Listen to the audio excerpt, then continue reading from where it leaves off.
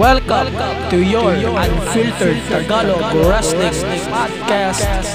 This is the MTG Show Podcast.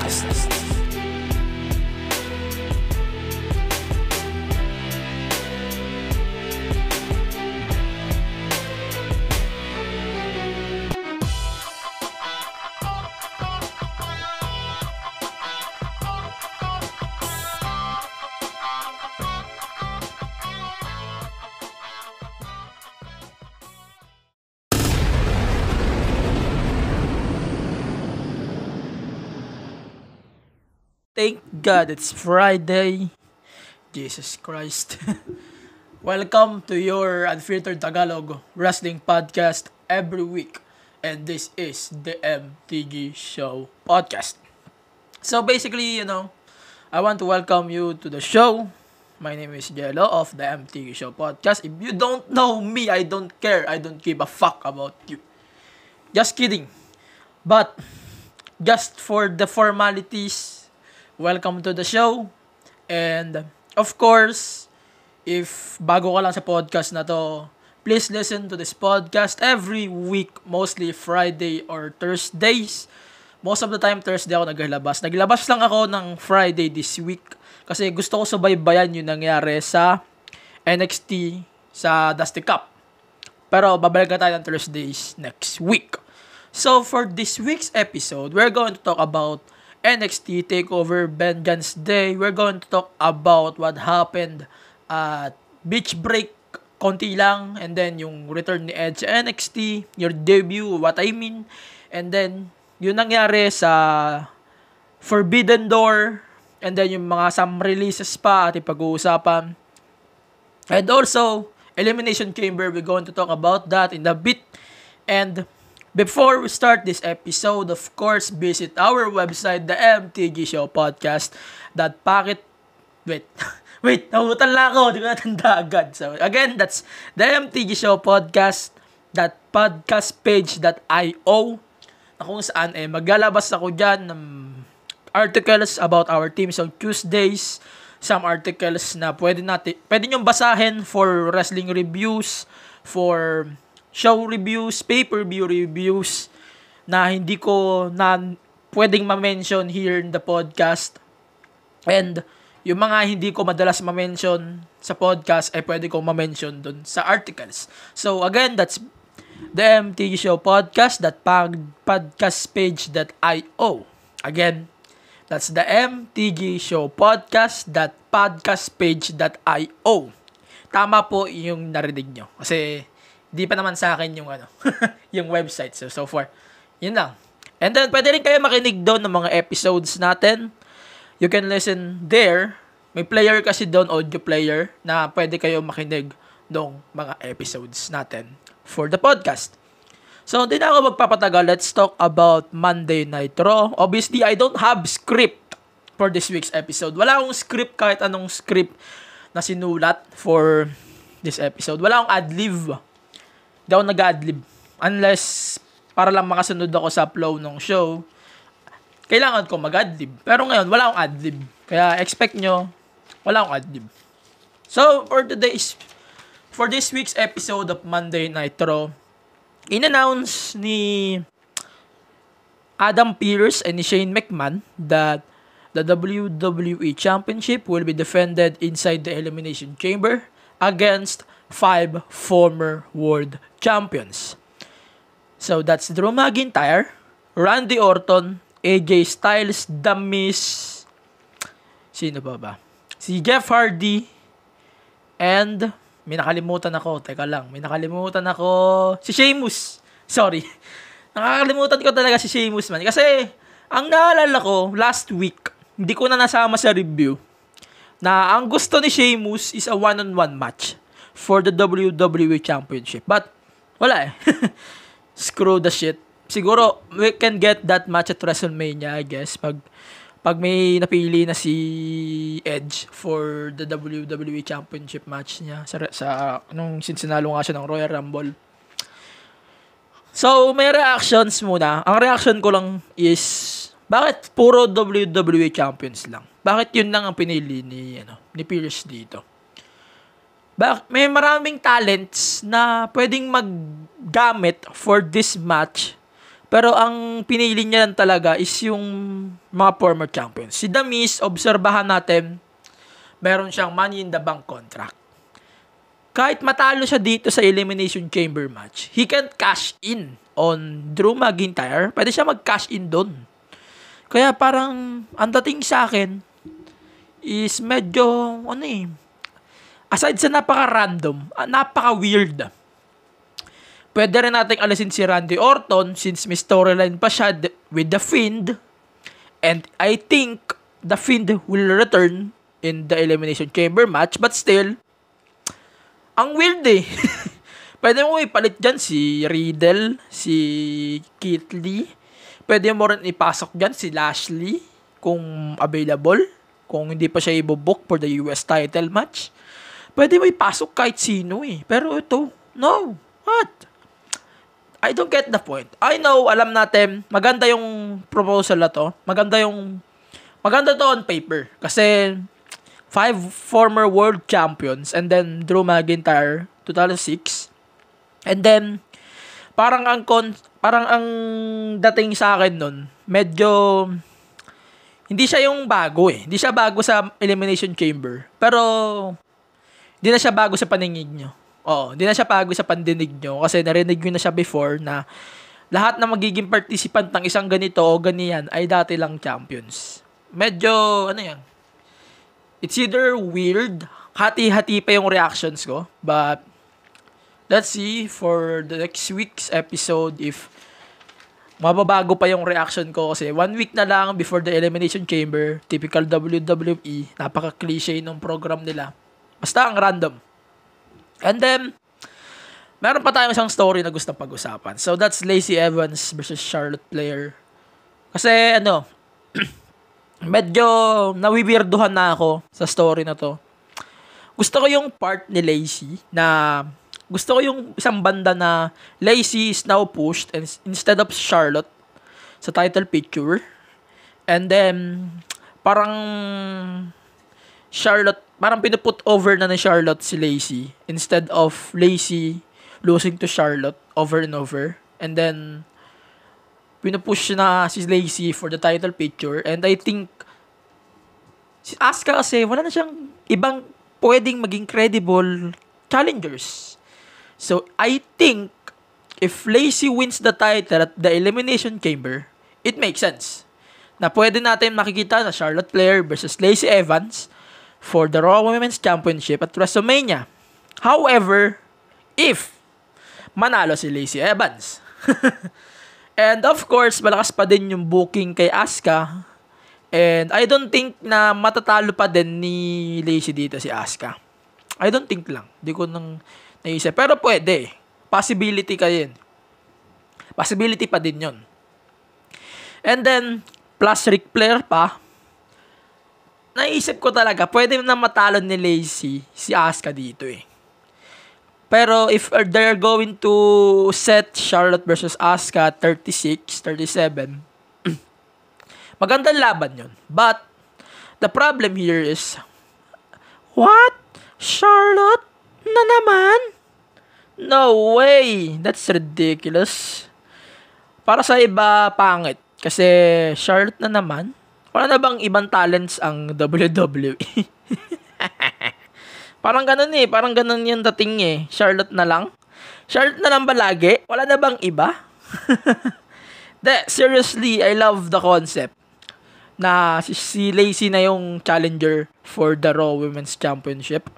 And I think if Lacey wins the title at the Elimination Chamber, para sa akin, napakalaking threat ni Lacey Evans kay Charlotte. And if Charlotte wins the title at WrestleMania, no comment na lang ako. Pero seryoso, malaking bagay yan. Malaking bagay na na-push si Lacey dito. Plus Ric Flair. Siguro, I think Charlotte is the one who manipulates the story na ayaw niya nakasama si Rick. Parang gusto lang ni Rick na magstay sa TV. Kaya ganon. Ganon yung siste. Kaya ganon yung ginawa nilang treatment kay Ric Flair. Pero maganda. Maganda yung tandem na to Maganda yun. So, let's move on to other stuff. Let's start with the US title pa. Pag-usapan lang natin na bit. So, meron na pong US title match for Elimination Chamber. That's Riddle versus Keith Lee versus Bobby Lashley for the US title. For the Elimination Chamber. And ang masasabi ko, if magtutuloy-tuloy yung dominance ni Lashley dito, I think WrestleMania pa siya madedethrone. Pero magandang opportunity rin to, kahit hindi magdalaw si Lashley dito. Pwede maging champion either si Riddle o si Keith Lee. Kasi pwede naman nagalaw kasi kahit di naman mapin si Lashley, mananalo pa din di ba? Kaya magandang opportunity to for both former NXT talents na andito nga sa match for the US title. And then, ano ba? Let's move on to our beach break review. Pasensya, di ako masyado nakapanood ng Impact. So, hindi ko muna isasama ang Impact for this episode. Pasensya na kayo. Babawi ako for next week's episode. I think, pag meron na ulit. I'm going to do 2 reviews for this week. For next week episode. Hindi ko lang napanood ng matino yung Impact this week. Pero alam ko yung may mga matches nga na in-announce for No Surrender this Saturday. That's Tommy Dreamer versus Rich Swann for the Impact World Championship. And then, sino pa ba? Yung Good Brothers versus Private Party and Sabin and Storm. Si Chris Sabin and si James Storm. And then yung Fire and Play ba? Versus sino pa ba? Malimutan ko. Sila Havoc and Nevaeh. Actually, that's a rematch for the titles. Tornado tag team match. Texas Tornado match. No DQ. And then, so, TJP is back on his normal gimmick. Parang ang dating sa akin I'm going to talk about this in a bit.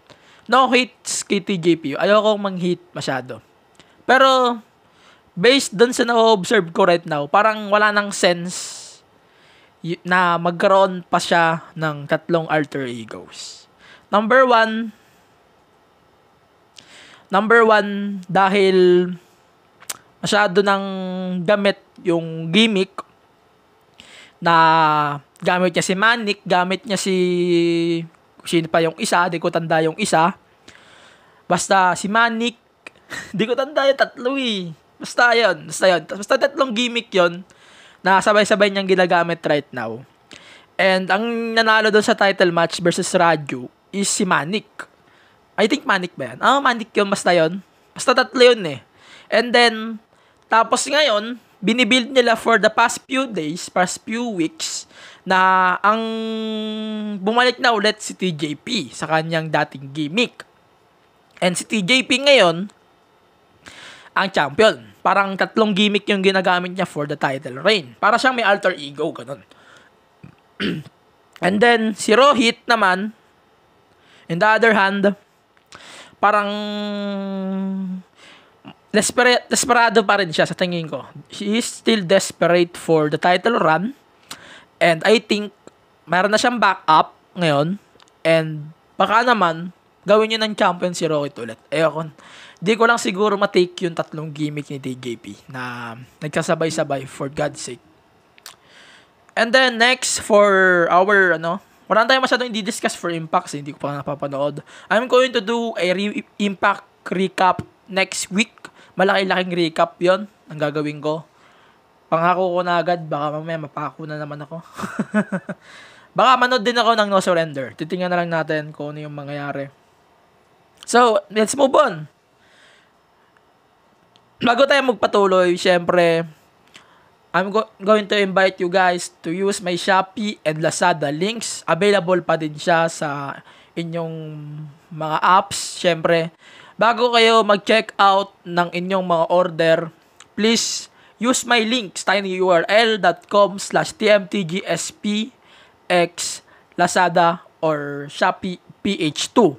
Again, that's tinyurl.com/Shopee TMTGSPX Shopee PH2 or Lazada PH2. Ganon. And then, guarantee ko naman sa inyo, makakarating yung orders nyo sa mga bahay-bahay nyo. Kung ayaw nyo bumili sa labas, and masisigurado ko naman na darating yun sa inyo, and then may makukuha kaming konting commission para magtuloy-tuloy lang itong podcast, and syempre, makatulong din kami sa Podmetrics. So, for now, magbabalik lang tayo, and then in a bit, we're going to talk about NXT, AEW, and then predictions for NXT TakeOver Vengeance Day. And some topics pa na pwede natin pag-usapan. Mga kaibigan, mga ka-PPD, mga ka-wrestling at mga ka-podcast, gusto niyo bang malaman kung paano kami nakikipag-collab sa mga brands in the MT Show podcast? We use Podmetrics, the easiest way to monetize your podcast. If meron kang podcast, sign up now at podmetrics.co and use my code DMTGShowPod to get full control on how you monetize your show regarding of its size. Again, sign up now at podmetrics.co and use my code DMTGShowPod. If you're an advertiser who wants to collab with us, head on over to advertiser.podmetrics.co and fill up the form. Again, Podmetrics, the easiest way to monetize your podcast. Okay, I'm back for another isang ikot pa. And then bago tayo magpatuloy for the next round for our reviews, syempre, invitahan ko muna kayo na follow my attention to detail episodes on all of the platforms, Lazada, putang, Spotify, Apple Podcast, Google Podcast, sa Anchor, sa website, the MT Show Podcast.podcastpage.io, the MT Show Podcast app on the Google Play Store, and other platforms as long as you can listen to. Yung episode natin for this week is about SmackDown 2016. Yan yung pinaka-best na SmackDown era para sa akin. Check it out para sa akin. Maganda talaga yung yung era na yon. Check yun na lang din yung episode if ma-appreciate nyo yung episode na yon. Kung na-appreciate nyo yung era na yon, check it out. So, again, let's move on to NXT. Kasi baka maikli lang tong episode na to. Nag-expect ako ng 1 oras na episode today. Sana lang magkatotoo. So, ngayon, we're going to talk about NXT in a bit kasi nag-face off na nga si Finn Balor and si Pete Dunne for TakeOver Vengeance Day. Kasi Vengeance Day is coming in your way this Monday night Manila time. And I don't think may mababago pa for the card. Kasi we have a 5-card match. Meron tayong 5 cards so far in the TakeOver. And I don't think madadagdagan pa to. And then, we're going to talk about, actually, 2 week yung NXT yung pag-uusapan natin. So, marami na pong move on sa Dusty Cup. Siyempre, finals na tayo. Di ko na masyadong pinanood yung mga matches ng Dusty Cup kasi medyo nahuhulaan ko na din nung una yung outcome nito. That's GYV versus MSK. And then yung finals. And then, medyo interesado rin ako doon sa Karrion Kross versus si NXT Cruiserweight Champion si Santos Escobar. And then, interesting din sa akin yung part na tawag ba doon? Pinupush din sila Shotzi Blackheart and si Ember Moon back to the title picture. And then, in-announce din kanina na yung mananalo ng Dusty Cup, men's and women's, ay makakakuha ng title shots sa women's for the women's tag team titles, sa men's sa NXT tag team titles. Sa women's kasi, I don't think na sino man yung mananalo sa mga to unless kay Raquel Gonzalez. I don't think na may mananalo dito kay Nia Jax and Shayna Baszler. I don't think so, seriously. Parang ang dating sa akin is binibury nyo ba yung mga talents ng NXT? Pinapapain nyo ba kay Nia Jax? Speaking of Nia Jax, pagaling sana yung puwet mo. Kamusta na yung butas? Kamusta na yung hole? Para lang my hole! My hole! What the hell? Pero seriously man, naumayan talaga ako dun sa kinaya. Then, let's move on.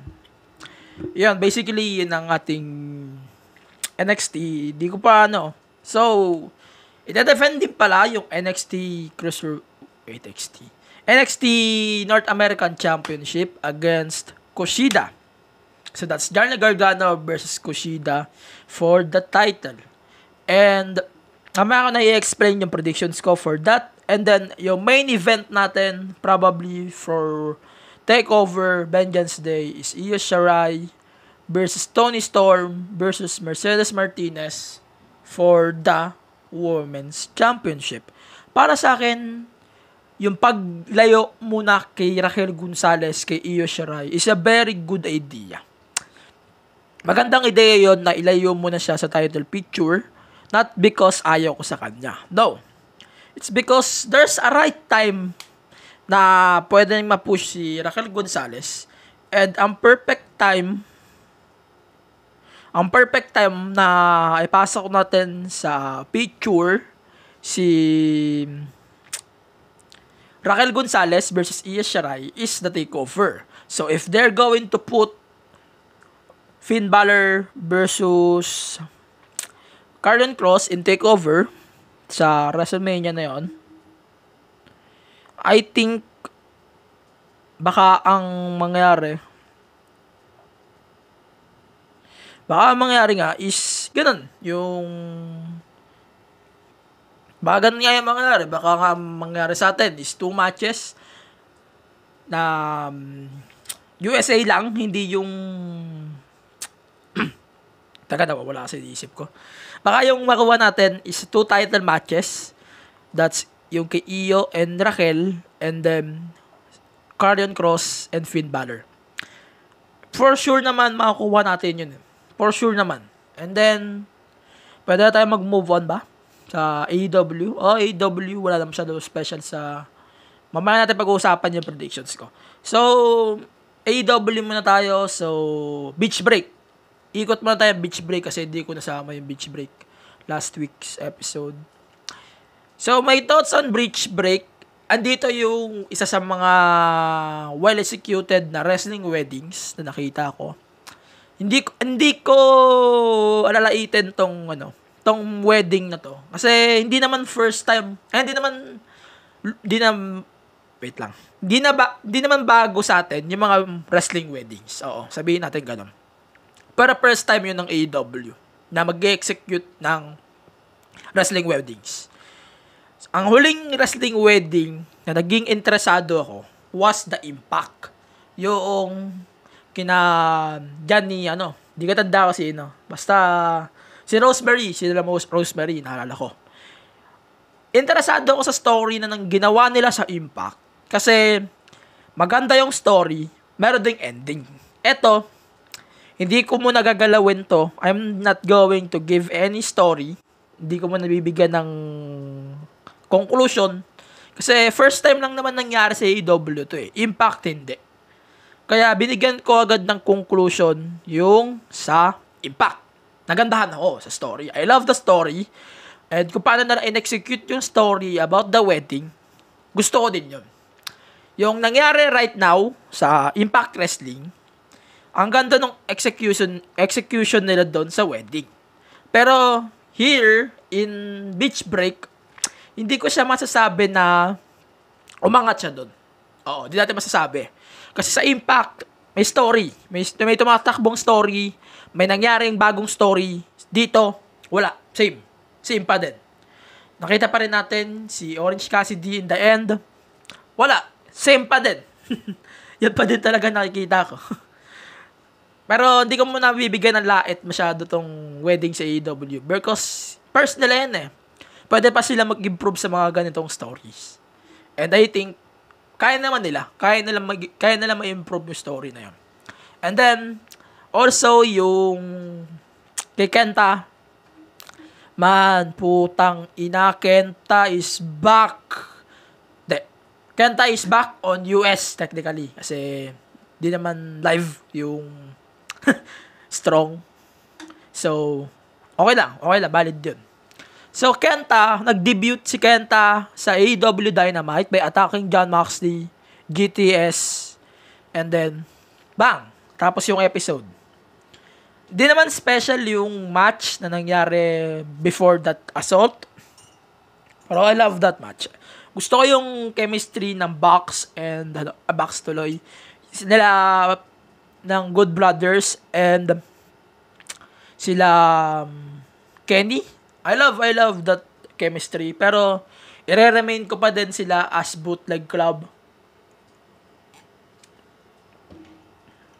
And then, yun. Di naman masyado special yun.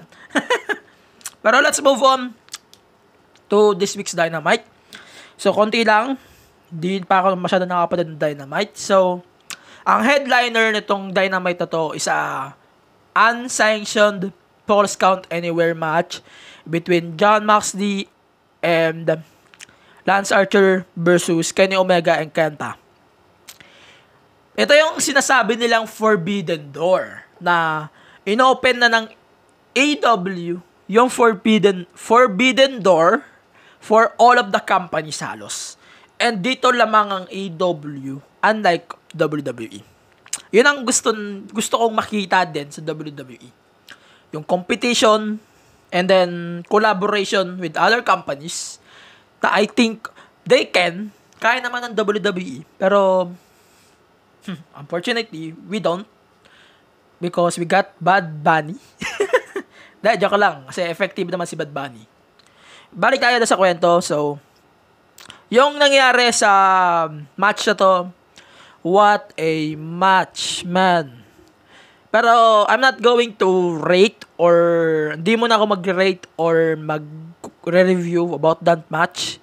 Kung gusto nyo malaman yung magiging hatol ko about Dynamite and NXT this week, check nyo na lang yung website soon. Pag na-upload ko na yung one day after review ko. Baka hindi ko muna isama dito kasi hindi ko pa napapanood ng buo yung episode. So, instead, I'm going to do a follow-up. Baka doon ko na lang ilagay yung review ko. And then, i-feature ko sa next week. And then also, important details then from this week's Dynamite is yung pag-alis ni Sammy Guevara sa Inner Circle. Kasi, naumay na siya kay MJF. Parang, hindi na talaga magiging kasundo si MJF definitely.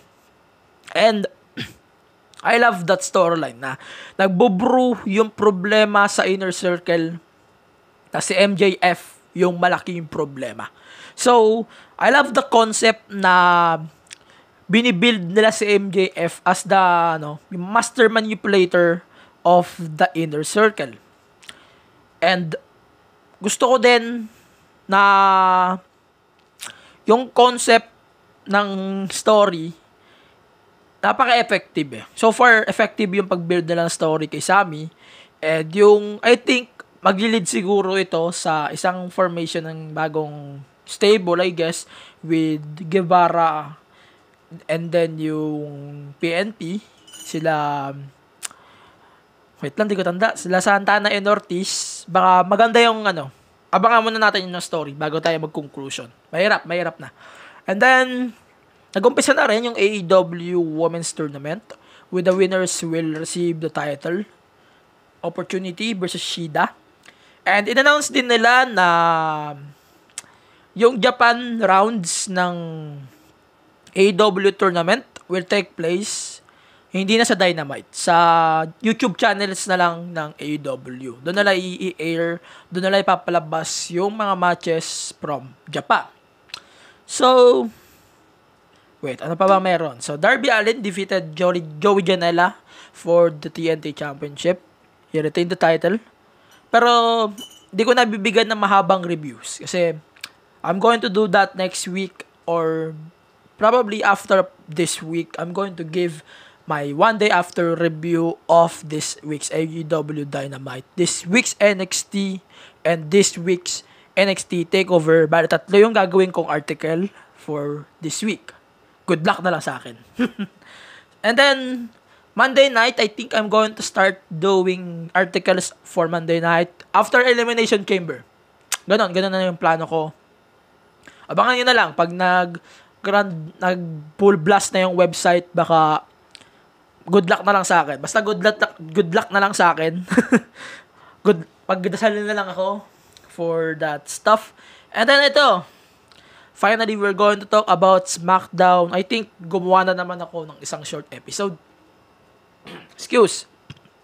So, number 1, gusto kong i-note dito, I love Bianca Belair's dominance right now.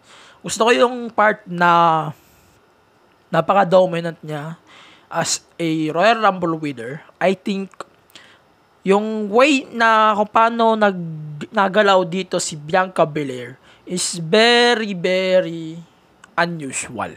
And also, hindi siya yung cliched na woman na sabihin natin hindi magaling si Sasha, pero she can counterpart Belair eh. She can, parang, pwede sila magtapat sa kanilang mga gimmicks, or pwede rin sila magtapat sa mga style na alam nila or meron sila, or pwede nilang gawin on both scenarios.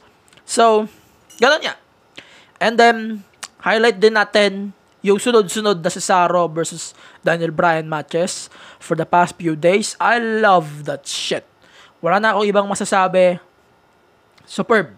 Grabe. Satisfied ako dun sa mga naging outcomes ng matches nila, silang dalawa, plus Shinsuke Nakamura. And then, I think nag-turn na rin dito si Cesaro. Plus 1 yun. And then, finally, since hindi pa nakapag-desisyon si Edge, hindi mo natin isasama. So, Kevin Owens is still on Roman's problem. Malaking problema pa din kay Roman si Kevin Owens. And then, ayan, ganun. Doon na lang tapos yung SmackDown na yun. So, we're going to talk about SmackDown, this week's SmackDown sa website. Gagawa na lang ako ng review pag meron akong oras na magagawa ko yung review. Good luck na lang sa akin if I can. Pero sure ko this week, susubukan ko yung best ko na mag-upload ng TakeOver and then yung NXT and AEW review ko for this week. Hindi ko mapapangako yung SmackDown. Basta, abangan nyo na lang sa website. That's themtshowpodcast.podcastpage.io. Yun ang website. And then, let's move on to our TakeOver predictions. So, mabilis lang to. So, number 1, that's Johnny Gargano versus Kushida for the NXT North American Championship. That's a singles match with no time limit. So, I think Kushida must win the championship. But, feeling ko, Gargano will do anything in his power to retain his title. Pero gusto ko manalo si Kushida. So, Gargano. And then next is Finn Balor versus Pete Dunne for the NXT Championship. Maganda tong match ito on paper. Pero I think deserve ni Finn Balor tong win na to since medyo parating nga tayo doon sa Finn Balor versus Karrion Kross for the title sa susunod na TakeOver. So Finn Balor. And then doon na tayo sa mga Dusty Cup finals. And then, so number 1, that's Dakota Kai and Raquel Gonzalez versus Ember Moon and Shotzi Blackheart. So, para sa akin, both women's parehas deserving manalo ng Dusty Cup. Pero good luck sa inyo kay Nia Jax and Shayna Baszler. Pag dominant pa rin yung team nila, good luck. Good luck. So, prediction ko na lang for this match. I think, if tutuloy nila yung dominance ni Raquel and Dakota. Pero, gusto ko rin manalo si Shotzi. And then, yung men's naman, MSK versus Grizzled Young Veterans for the men's Dusty Cup. So, ang champions right now, yung NXT Tag Team Champions, heels sila eh. Heels, oo. And, if mananalo ang Grizzled Young Veterans, I think magte-turn sila dito as a fan favorite. If mananalo ang MSK dito, perfect na silang panlaban sa kina Birch, Danny Birch, and Sino pa yung isa? Nakalimutan ko. Only Locan. Perfect combination na yung ganun faces versus heels. Pero meron akong dalawang senaryo na naisip. Number 1, baka manalo dito ang Grizzled Young Veterans. And then magta-turn nga yung Grizzled Young Veterans. Number 2, baka mag-no contest to, lumabas yung champions. Baka maging triple threat to, winner take all. Parang ganun. Uulitin nila yung nangyari sa UE before. Ang weird lang no? So basta ganun yung naisip ko for the storyline. And then finally on the main event, that's Io Shirai versus Toni Storm versus Mercedes Martinez for the NXT Women's Championship. Kahit sabihin ko na gustong-gusto ko si Toni Storm, pero right now Io Shirai must retain her championship. Kailangan si Io pa rin yung manalo. Kailangan pa din ni Io ng momentum versus Raquel Gonzalez. If si Raquel Gonzalez ang susunod na NXT champion sa women's, kailangan mag-retain dito si Io Shirai. So, that's it for our regular programming. We're going to do our top question. So, isasama na rin natin dito sa segment na ito sa ating episode. So, ang question natin for this week's episode is, ano yung best elimination chamber match mo ever? So, meron akong shinare sa 3 groups and I'm going to mention them one by one later. So, number 1, ano yung best chamber match? Ako muna magsasagot ng tanong. So, my best chamber match personally was 2003. Gusto ko yung pagka-execution noong title match. And gusto ko din kung paano nangyari yung match. And then yung rise dito ni Goldberg. And kung gaano kaikli yung match. Unlike 5-minute things, no? They're fun.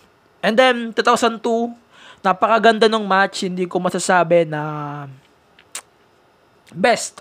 Pero maganda yung match. And then yung sa New Chamber naman, yung Bouncy Playhouse, I think that's 2019, yung pinaka-best para sa akin na chamber match. 2019, maganda yung 2019 match. Yung kay Daniel Bryan versus 5 other men for the WWE Championship. Solid ng match na yun. Panoorin nyo na lang sa WWE Network. And now, I'm going to give you yung reactions na ng ating mga kasama sa kahit anumang group. So, random to. We're going to mention their names. So, let's start with Kevin Jimenez na sukay na natin either in the podcast. So, Elimination Chamber 2011 for the World Heavyweight Championship. I love that match though. Gusto ko yung match na to na nag-end niya kay Rey Mysterio versus Edge for the World Heavyweight Championship bago mag-WrestleMania kay Alberto Del Rio. And then, sabi naman ni Brian Diones, suki na rin natin to I guess. So, unang Elimination Chamber match. Same kami. So, sabi naman ni Wesley, so that's 2005 New Year's Revolution. Ito yung sa Puerto Rico na vacant World Heavyweight Championship. Sabi naman ni Drev Abon, tama ba? Yung 2009 SmackDown. Ito yung naging desperado naging desperado dito si Edge for the title since na-drop nga yung title niya earlier. And then pumasok siya sa Raw Elimination Chamber match, naging world champion siya. Yun. And then yung sabi naman ni Christian Ted, 2002 din. Hindi ko makita yung isa. And then sabi naman ni JB Regala. So, 2002 and 2005. Mag-agree rin ako doon. Solid din ang 2005. Sabi naman ni John Christopher Castillo. Suki na rin natin to on podcast and the Wrestling. So, Goldberg and HHH. So, that's 2003. Superb din yon tol. Gusto ko din yon. And then, yung sabi naman ni Conrad Bartolome, SmackDown Elimination Chamber match, 2017, when Bray Wyatt won his first WWE Championship. And also, sabi din ni Jean Bonggaling, 2019. Parehas lang kami. So, And then, meron pa akong babasahin. Baka may babasa pa ako. Wait. Sabi nung iba pa nating mga kasama here. So, the Elimination Chamber match from No Way Out 2008. Ito yung nagdesperado din. Dito yan. Sabi ni Dan of HXC. 2008. I think ito yung kay Edge ba? Or kay Orton? Edge. Edge. Edge, tama ako. And then, SummerSlam 2003. Ito yung Rise de Goldberg. Di ko tanda yun nung 2008 ito eh. Di ko tanda talaga. And then, sabi naman ni Ashley Orense na number 1 is the inaugural Elimination Chamber match 2002. And then, yung Chamber match 2017 and the 2019. Sabi naman ni Angus Oinal, New Year's Revolution 2006. That's Edge, yung nag-cash in si Edge for the WWE Championship. Sabi naman ni Paul dito, it's hard to appreciate Elimination Chamber match kasi parang it's too crowded for me. The Chamber match also did dirty on Kevin Nash. Naging weak yung mga wrestlers tignan. Para sa akin, hindi naman. Siguro I'll go for any match with blood involved. The reason ipagmamalaki nila destructive ang chamber match because of the metal factor. These days, due to the PG, it's really looks soft. Medyo mag-agree ako doon. Kasi for the past few years na yung chamber is very, napakalaking threat nito sa magiging champion eh. So, nagiging champion for matches na dinedetermine nila before WrestleMania. And itong chamber matches talaga, typically, ito yung nagdedetermine ng champion. Unlike Royal Rumble pa lang, alam na natin kung sino yung maglalaban for WrestleMania. And, yun. And then, sabi naman ni John Floyd, 2002 and 2017. Oh, maganda yung 2017. I love the 2017 Elimination Chamber match. Pero, still, mas gusto ko yung 2000. Wait, di ko maalala. 2003 kaysa dito sa 2005. And then naman, let's move on sa isa pa. Last na lang to. So, sabi naman ni Kyle of KC, 2009 Elimination Chamber matches. Ito yung kay Edge. Malapakabangis talaga ng Edge dito. And then sabi ni Carlo dito, the first one, definitely, the 2005 last runs ng Baby Orton and yung kay Batista na nag-turn na siya. And then, yung 2008 kay Triple H and kay Jeff Hardy. Sabi naman ni Baron Braille Mercado, 2002, that's the first. 2003, and Dion 4, 2003, that's Goldberg. 2005, that's for the vacant world title. And 2008, I think dalawa din ang chamber nun. Sabi naman ni RJ Season, 2002. Sabi ni Tristan Tocayo, 2005, yung sa World Heavyweight Championship. So basically, that's it for our attention to detail. What I mean is our episode for this week's episode. Follow the podcast on all of the podcast platforms. Visit the podcast's website at the mtshowpodcast.podcastpage.io. Follow the podcast on Facebook, Twitter, Instagram, and Patreon. And then, listen to the podcast every week on Spotify, Apple Podcast, Google Podcast, sa Anchor, other podcast platforms, the mtshowpodcast.podcastpage.io, and on the podcast app on the Google Play Store. Again, bago tayo matapos, baka makalimutan ko, Mr. Speedy, if you want to, gusto mong hatid ng mga goods, mga pagkain sa mga kaibigan mo na hindi mo ma-access dahil nga nitong lockdown and itong mga quarantine status, Mr. Speedy can help you to solve that problem. So, Mr. Speedy, i-offer ko sa inyo, meron kang 50 pesos off if gagamitin mo tong code ko, that's Mr. Speedy, XTMTGSP. Again, that's Mr. Speedy XTMTGSP. Makakuha ka ng 50 pesos off for your first delivery. So again, that's Mr. Speedy TMTGSP. Again, Mr. Speedy XTMTGSP.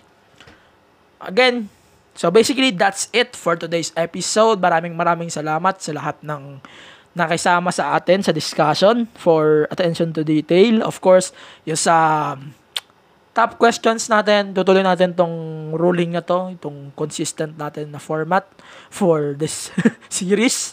And then, siguro sa lahat ng podcast, sa lahat ng groups, sa lahat ng patuloy na nakikinig dito sa podcast, kahit hindi ko na kayo mabilang, maraming salamat sa inyo. And, that's it.